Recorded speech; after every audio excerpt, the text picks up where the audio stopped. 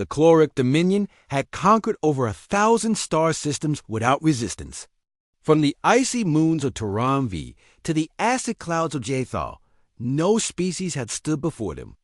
Their scouts were silent daggers, swift, stealthy, and absolute. When the high strategists received whispers of a backwater planet called Earth showing signs of rapid technological advancement, it was deemed routine. Send a scout fleet. Standard recon. No engagement, he'd said casually.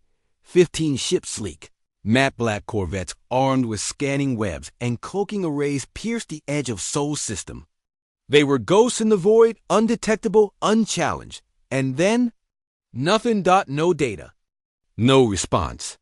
No wreckage. Nothing returned. The high strategist waited a standard cycle. He allowed for anomalies. But silence is a dangerous answer. He authorized a second fleet, larger, armed. 4 dreadnoughts escorted by a swarm of destroyers. This time, they would take no chances. They crossed the Kuiper Belt on silent drives, unaware that Earth had already seen them dot. Had been a decade since humanity activated the Shroud Array, a global defense net born from reverse-engineered alien tech and Earth's own brutal genius for war. The array didn't emit. It listened beyond light, beyond time. The instant the Chloric scouts breached Sol, they were known. Earth didn't respond with ships.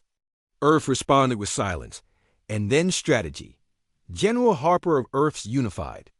Defense Command stood in the war room, fingers steepled, eyes fixed on the slow, crawling dots of the incoming fleet. Do not engage, he ordered. Instead, Earth began a signal war. The stars lit up with false beacons, phantom distress calls. An ancient Earth radio broadcast looped on tight, encrypted bands. The Chloric dreadnoughts grew nervous. Their crews began reporting psychological breakdowns, hearing human voices whispering inside their heads, seeing images of Earth cities they had never visited. But it wasn't a hallucination, Dot. It was a message. You were seen. You were being watched. 3 ships of the second fleet vanished near Mars. No explosion. No trace. Just gone? On board the flagship Dominion's Wrath, Admiral Eric, a seasoned warlord with 2 centuries of conquest behind him, stared at the void where his destroyers had been. Have they developed no space weapons? No. No known civilization has, his science officer stammered. Eric gritted his fangs. They are not known, you fool. That's the point. They launched probes. The probes returned images, cities, oceans, life dot, and then suddenly black. All feeds cut. On the next rotation, one of the dreadnoughts picked up a transmission Earth's first. Just one sentence, spoken in a calm, emotionless human voice. You came uninvited. Then, across every frequency, in every galactic language, leave. Admiral. Eric snarled. Deploy strike craft. Launch drones. Take prisoners if possible. I want a specimen. The fleet obeyed, but Earth did not play fair. The first wave of drones approaching the atmosphere disintegrated midair, not from weapons, fire, but from quantum disassembly. Their matter simply unraveled. The second wave didn't even launch. Their launch bays wouldn't open, locked from the outside. The Earth had already hacked them. Artificial intelligence aboard Chloric vessels began to fail. Systems rebelled. Lights flickered. Oxygen levels dropped, rose, dropped again. Gravity distorted. It wasn't just sabotage, Dot, it was war.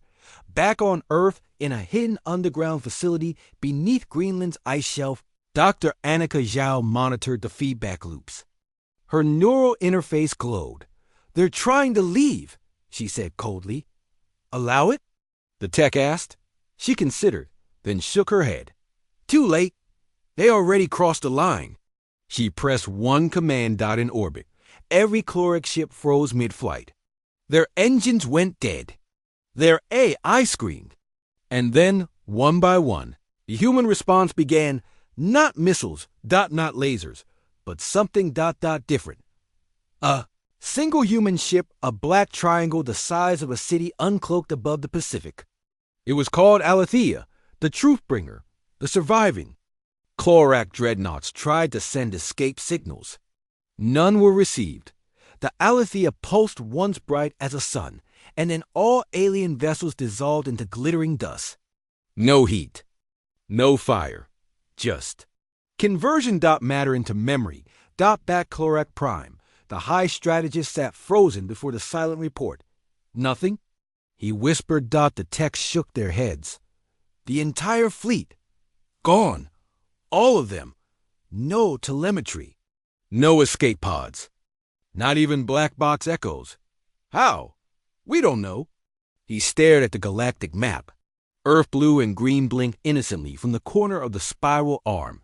He reached for a communicator. Send no more ships. Earth is off limits. But, sir, I said no more. There was a long silence. The room seemed smaller now. Dot. Then he muttered, almost to himself. They didn't respond with diplomacy.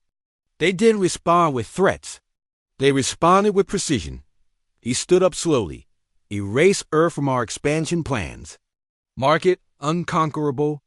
Across the galaxy, rumors spread. The planet that erased a fleet without a trace. The humans, who watched silently, then struck once and never miss. Some called them demons, others gods, but the smart ones. They never came near Earth again because they understood the truth. You don't knock on a door that opens into fire. A few centuries later, the name Earth was rarely spoken. The humans never expanded far. They never invaded. They didn't need to.